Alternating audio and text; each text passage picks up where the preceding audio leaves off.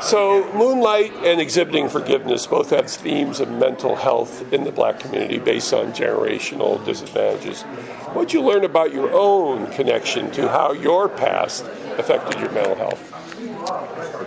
Well, I think that, in both Moonlight and in Exhibiting, it traffics in those things. And I think one thing that's clear, and that became maybe clearer to me during the Exhibiting Forgiveness process in particular, is that the things that you suppress find their way out somehow.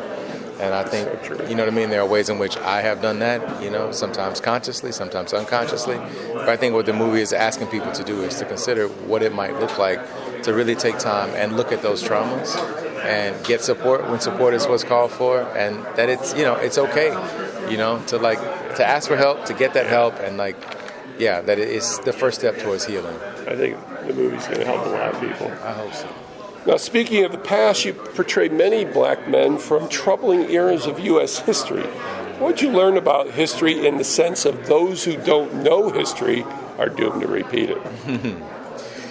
Well, you're right. I'm thinking at the moment about playing Andrew Young and the sort of cyclical nature of history.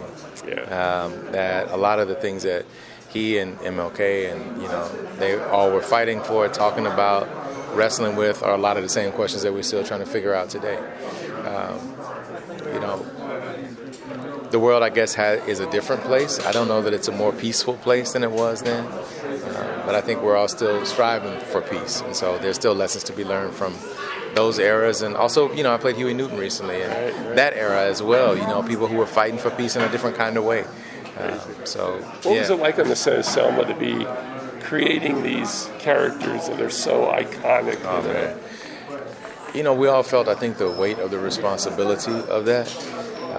My mother came to visit set one day.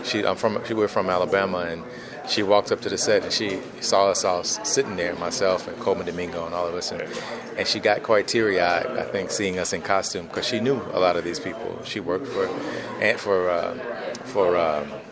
John Lewis back in the day, and so she knew him and knew Andy Young and knew these people. So it was a really moving experience. Okay, finally, speaking of history, where were you during the infamous La La Land moonlighting Oscar envelope switch, and where did you end up after it went down?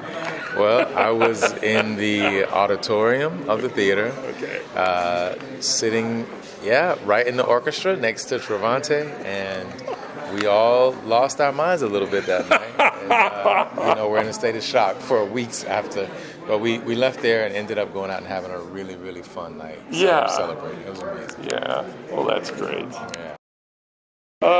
What I wanted to know, since it was an exploration into mental health and the black community, what did you find, what do you think about your own mental health as far as your positioning and your history from the past?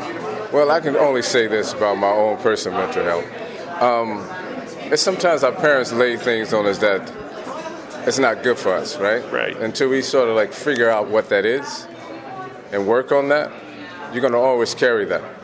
It wasn't until I got married almost 34 years ago, right, that I realized that I had a problem letting go, dealing with my past traumas. But once I got married and my wife had me, or helped me, I should say, figure out that I can't pass this on to our children. And that's how I, was aware that I probably had a problem, because it was some of the old things that my father had, I don't want to use the word bestowed on me, but basically became habit, because it was his habit. And I became my habit without me really knowing it.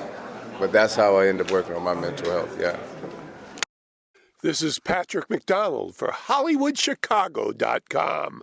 Copyright 2024.